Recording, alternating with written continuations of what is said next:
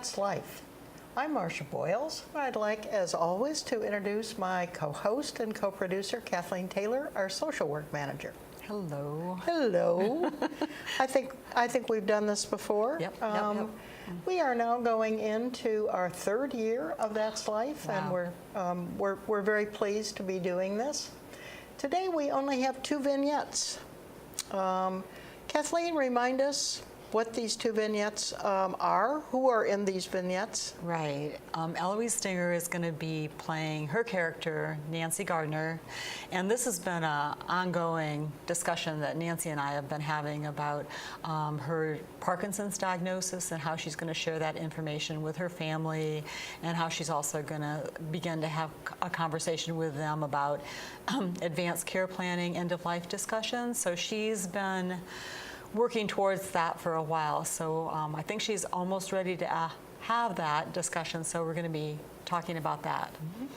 All right. And the second conversation is with our sort of comedic folk, Pansy and Morris. Right. So and they're together today. Yeah, they are together, and that's all I know. All right. So they're coming in, and you're not sure why. I'm not sure why. All right. Well, I think with that suspense, then we'll stop and have the vignettes.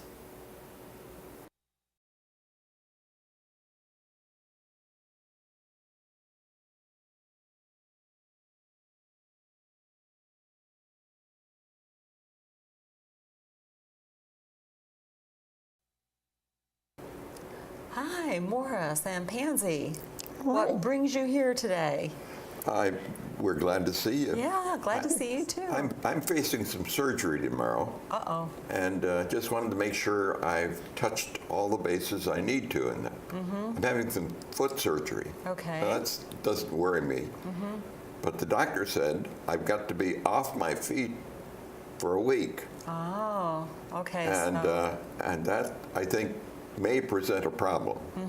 Now, I've made some arrangements to have meals brought to my apartment. So that's taken care of. That's a good idea. But I'm really fearful of, I don't want to become tuned into afternoon TV to the point where I can't do things I normally do. It's going to cramp your style for a while, huh? Yeah, no, Pansy and I haven't talked about this, but I'm hoping that the 2 of us can get together a little during the day. Yeah. But are there other things that I should be concerned with or doing? So you're supposed to be totally off your feet for the first week? Well, on a particular foot, so obviously I'm going to be confined to my apartment. Right, but thinking about, how you're going to get a glass of water if you're thirsty. Right. Or do certain things. Right. Yeah, so I think it's kind of up to you what you decide you want to do, for sure. We do have services on campus, such as our home support, where you could have somebody come in maybe a couple times a day to make sure that you're going to get 1 meal delivered. Yes. So if you needed something for breakfast or for lunch, whatever the other meals are, they could help fix something for you in your apartment, that sort of thing. Very good. Yeah.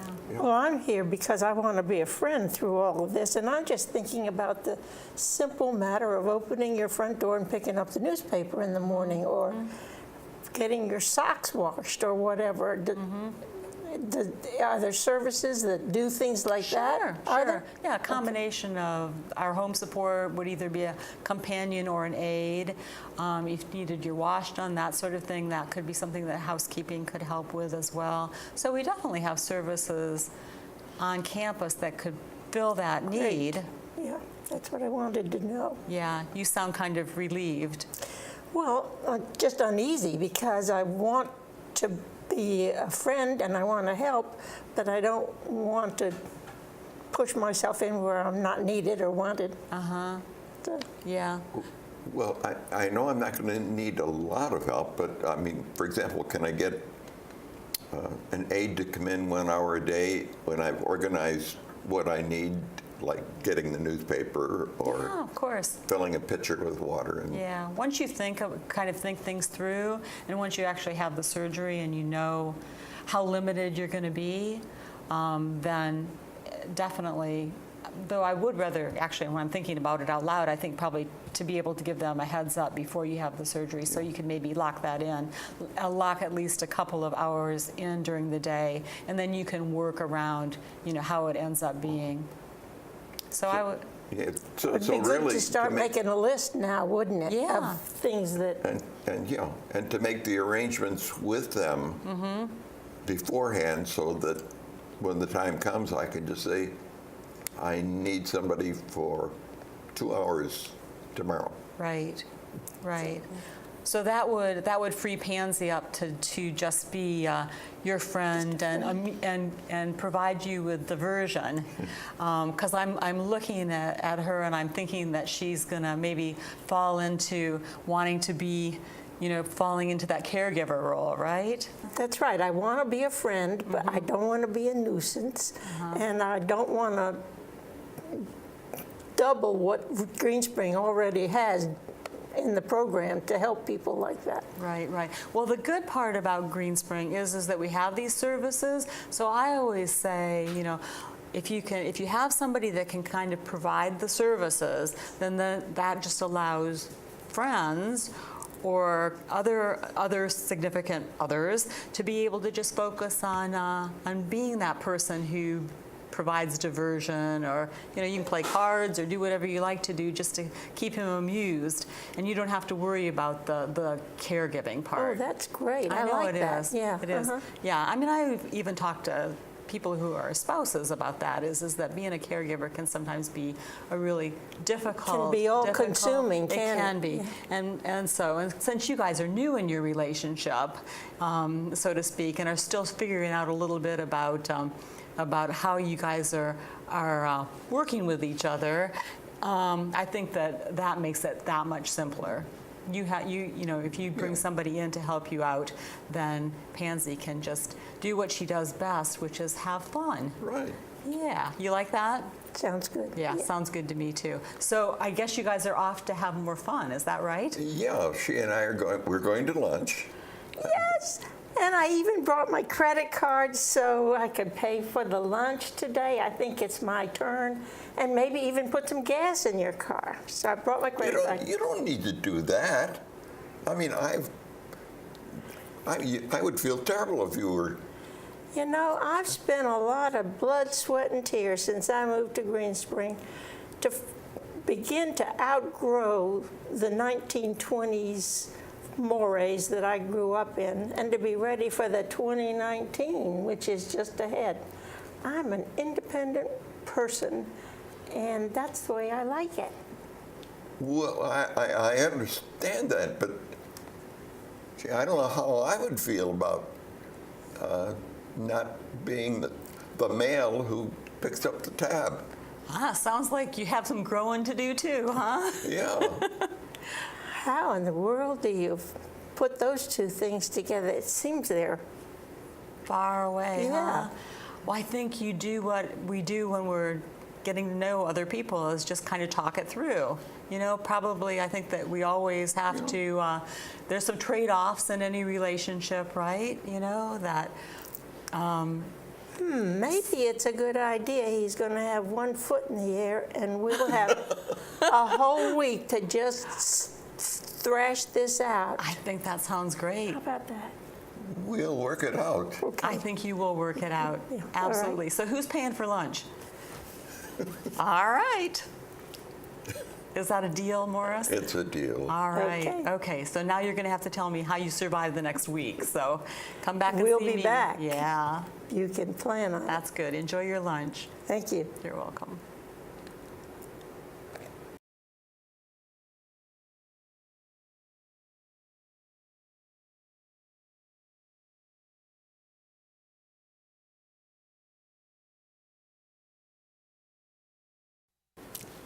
Good morning, Kathleen. Hi. How you doing? Very well. Good.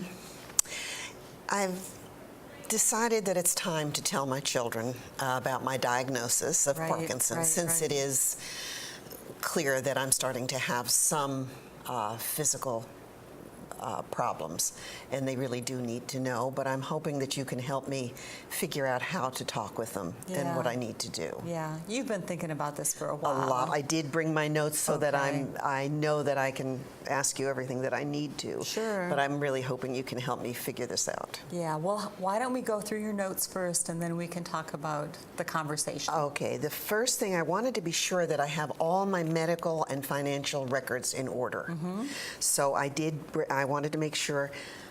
Shall I just tell you what I think I should do, and then you can tell me what? I have the DNR, which I will place on my refrigerator in my apartment. Okay, I don't know why I have 3 of them. I have my. That's good. Yes, Having copies is good. I have the advanced directive for healthcare from Virginia. I will give. I'm hoping to give this. Let me get to my notes. All of the things that I want to. Make sure that I have in order. The advanced directive, the healthcare proxy, the living will. May I give those all to you, and then do you make sure that they go to the correct places? Right. Is that the way one does it that's appropriately? a good idea. You can, again, these are all copies you're going to give me. Yes, Don't absolutely. Give me the original. Right. And then I will go ahead, especially the advanced directives, the financial power of attorney, the healthcare power of attorney. We put those in our electronic medical records, so they're accessible from the physician's office, from Garden Ridge, from anywhere. All right. So that's really good. And then I'll make sure that hard copies get to the finance office as well. And that, do you have an executor for your estate? Okay. And what I would say is, you can give them to us, or you can directly take a package to the finance office, whichever works for you best. Okay. All right. And I'm on CarePath with the medical center, so they would have all this information in case of an emergency or whatever. Right. They would have access to that through our electronic system. Okay. Yeah. And is that it? Is there anything else that I should be providing? I think not. I think that's pretty good.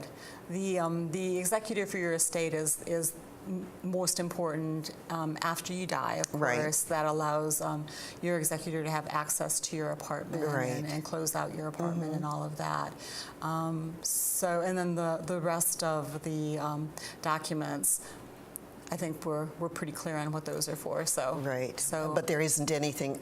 I want to make sure there's nothing I'm missing. Yeah, I don't think so. All right. I don't think so. And I think would you're just good. revisit it. I decided that I would do it every year around my birthday, just to make sure.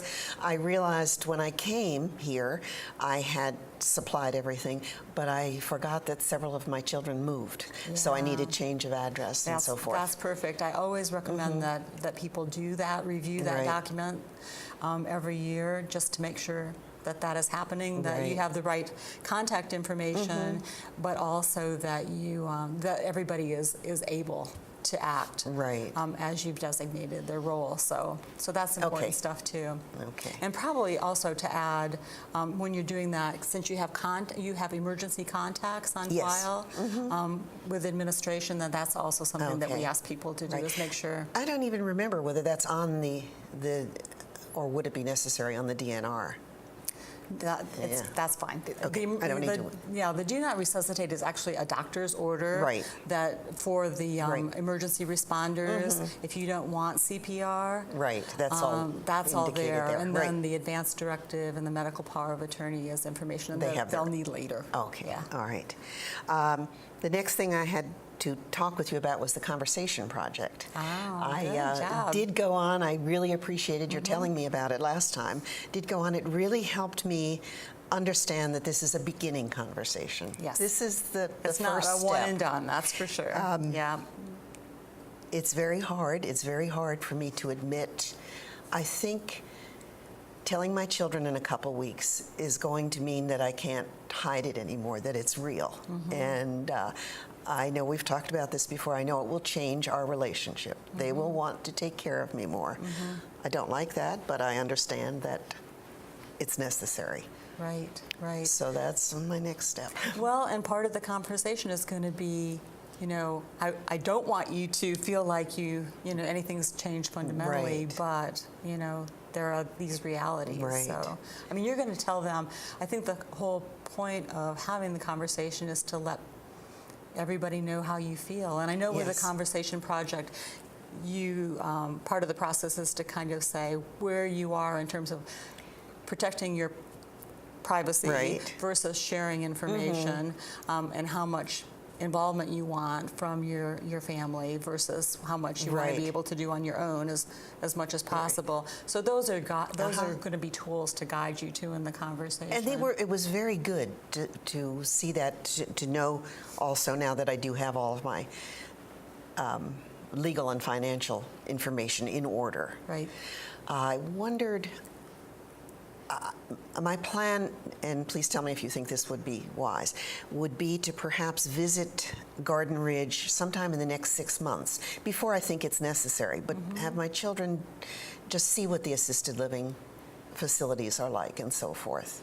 Does that make sense to do that in advance? Yeah. I saw that they are now offering these, tours. and I think the tours would be very helpful in a group. Yeah. It makes it less personal as well. It makes it just a step that we need to take. Yeah, I think that having the conversations, talking about all of this, doing the tours before Right. there's a crisis where everybody is emotionally, right. kind of at a heightened level is really, really good, because I think Okay. it just kind of helps to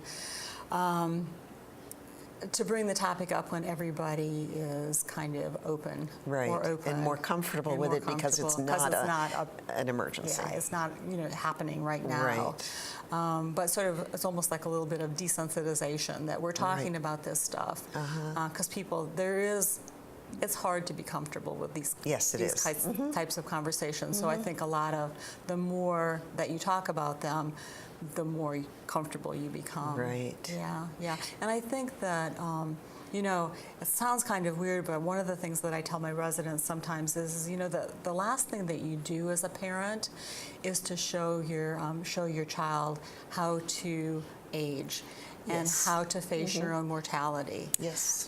So this is consistent with how we parent, is to be able to show our children that this is not scary, that this is part of life. That's right. And help them get a comfort level with it too. That's absolutely what I hope to be able to do. Exactly. I also, as you know, I like to be in control of everything. And I did realize also from the Conversation Project materials, and I did go through and at least initially answer all the questions as best I could. I will revisit that as I learn more and as I accept it more. But it was also to leave plenty of time in my conversation with my children for them to ask questions, not to just tell them everything. Right. To kind of open the floor. Have you thought about what your lead-in remark is going to be, or how you're going to talk to them about why you're getting together? No, we're just. I specifically waited until a time when everyone happened to be in You're gonna town. be We're together just anyhow. it's not a holiday, it's not a birthday, it's not anything else, so that our discussion they won't always remember, oh, do you remember at whatever, at Easter, at Thanksgiving, when Mom told us. I don't want that. I want it to be just a separate time. Yeah. And I think it will be that this is part of the cycle of life. This is why I moved to Greenspring. Right. Because I have all the care. I have people like you. I have a social worker who will help me through this, show me the steps that I need to take without having to do this all on my own. Right. So I can start that way. This was a good decision that I made several years ago when I moved here. Now it's coming to the point where I need to talk about it. Right.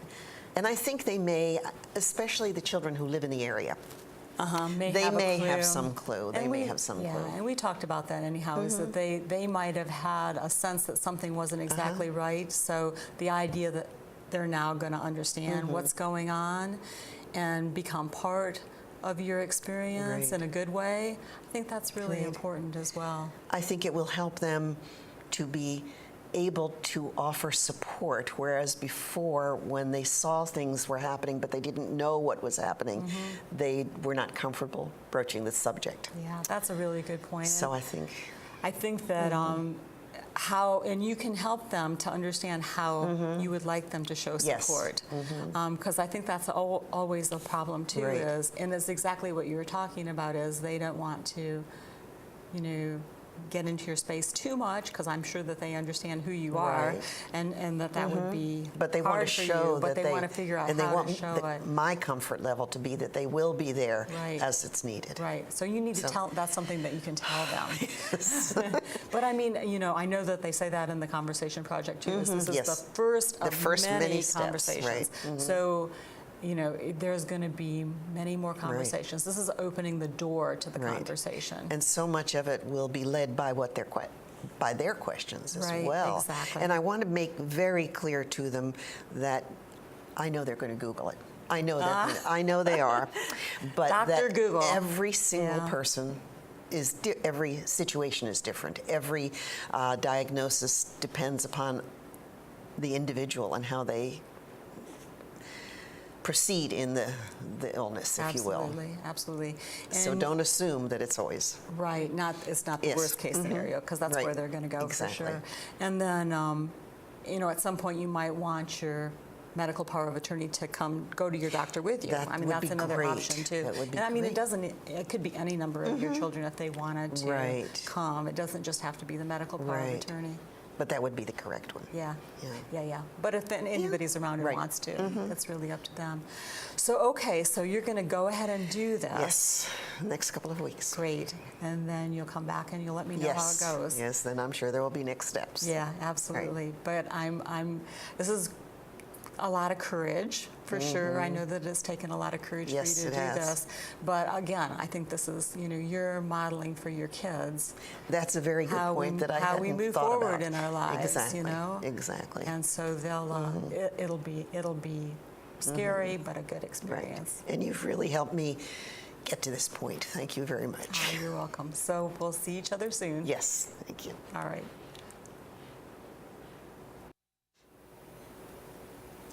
Hi.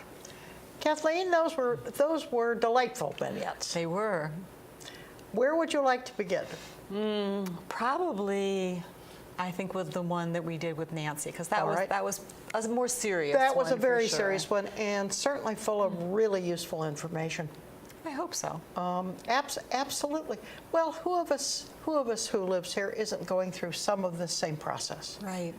Whether there's an impetus for it or not. Right. Yeah. No, I'm excited that we did it because I think, advanced directives and medical power of attorneys and all that stuff is one of my things. I talk about it all the time.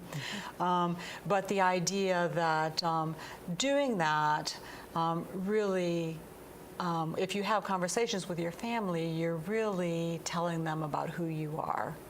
And how you want to be remembered, and telling them about your values and really how you see life. So I think that that's a really important conversation that people have. That puts it in an entirely different context. I think so often we think of that as being a medical kind of situation Right. and a very cut and dried.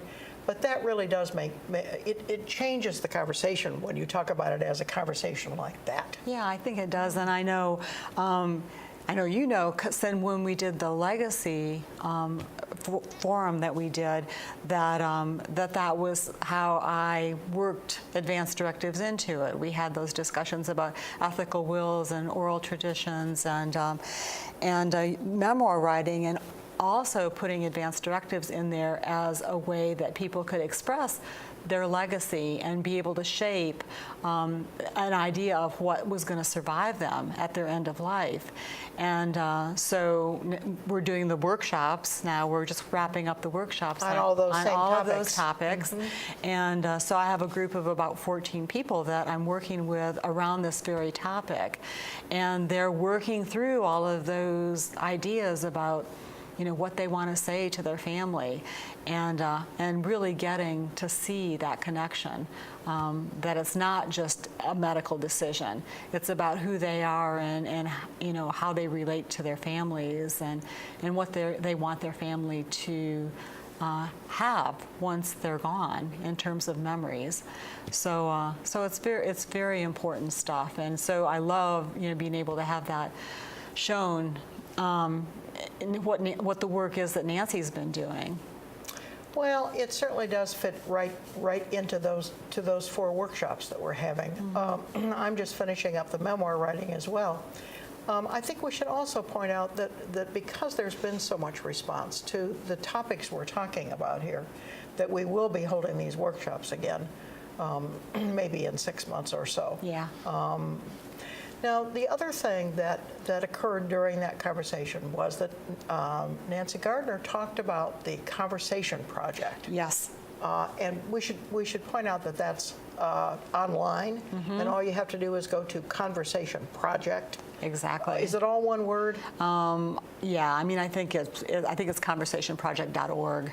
But if somebody just types the Conversation Project into the search agent engine. Tell us briefly what that is. Well, it started, there was in 2013, it started with a survey that was put out to a number of people about their end-of-life decision-making, and what they found out that there was a huge disconnect between what people said they wanted to do in terms of informing their loved ones and even their physicians about what their end-of-life wishes were, and what people were actually doing. People wanted to, but they didn't do it. So as a result, the Conversation Project developed this, what do they call it, startup or something like that. I can't remember now. But anyhow, starter kit. A starter kit. I think maybe. that's right. That will walk people through the process of thinking about, again, values and beliefs, what's important to them, and then. And certainly their preferences in terms of end-of-life care, and then get them to a point where they feel like they've thought about it enough that they can then have that conversation. Have the actual conversation. Or have, as we said, have many conversations, because we know it's not ever going to be just one. So people, if they're interested, can definitely go online. That starter kit is right there. They can go through it themselves. Step by step. Yeah. Yeah. Yes, I thought that was extremely helpful. Before we talk about Morris and Pansy, anything else we need to think about with that vignette? That was really a very helpful vignette. Yeah. I hope it gets people thinking, and definitely, as I always say, your social worker can be that point of contact for you in terms of helping you to think things through, and also providing the forms. And if you haven't got an advance directive already in place, definitely, or if you have one and you wonder if it has everything in it that it needs to have, definitely go to the social worker and talk that through. All right. Well, that certainly is useful information. Now we come to Pansy and Morris. Yeah. Gosh, full of surprises. They are. They're a fun couple, I think. Absolutely. With maybe experiencing a few bumps in the road at the moment, though, in terms of what their relationship's going to look like. Well, I thought Pansy's. I thought the fact that they had both come out of very traditional kinds of roles in their marriages. Right. And certainly, I think a lot of folks here this will resonate with people in terms of then starting another relationship that is non-traditional. Yeah, well, I mean, I think more non-traditional. Yeah, I mean, I think that relationships always, sort of fall into usual patterns. So with a new relationship, you might very well fall into whatever that relationship looked like, your previous relationship looked like. And so I think it's really kind of interesting and cool that Pansy has been on a journey. I mean, that's what she's talked about before, is Yes. that she had gone from being really kind of a protected woman in a relationship that was very traditional. And then when she lost her husband, when he died, she really had to figure out who she was now, and that was kind of a trial and error thing. And tried some sort of outrageous things. that's right. And so now what she's seeing is that she has this, I think she used the words, hard-won new sense of who she was, and so she's fighting that urge to maybe fall back into these roles, the traditional roles of being a caregiver or letting her lunch companion pay for her meals and that sort of thing. So she's really stretching a little bit, and that's kind of nice. And then we've got Morris, who's like going, scratching his head and going, wait a minute. But I've always paid. Yeah, I can't be a man if I can't pay for the meal. So they're definitely going to be having to figure that out. And again, that's what relationships are about, is figuring each other out. And it can be definitely making some trade-offs and some concessions. negotiating. And some concessions, absolutely. So I think they're on an interesting journey. Absolutely, and I suspect one that a number of people out here are going through as well, or Yeah. at least I hope so. This is lovely when it happens. It is, and they're doing it with good humor. I mean, They are. I feel like they will solve these problems. Absolutely, absolutely. I mean, the two of them are just absolutely wonderful. Yeah, So yeah. this is going to be fun to watch, I think. I do too. But anyhow, so that was a good one too. Yeah, that was excellent. Well, Kathleen, I see our time is about up here. Is there anything you'd like to leave us with? Did we have any themes here today? Relationships, they're always, kind of tough. Having open and honest conversations with our significant people in our lives is always worthwhile. Yes. Better and to jump in than to avoid Okay. at any level. So I guess that's my words of wisdom. All right. Well, I think that's an excellent. Those are excellent words of wisdom to leave us with. I think we'll stop now, and we'll look forward to seeing you on That's Life next month.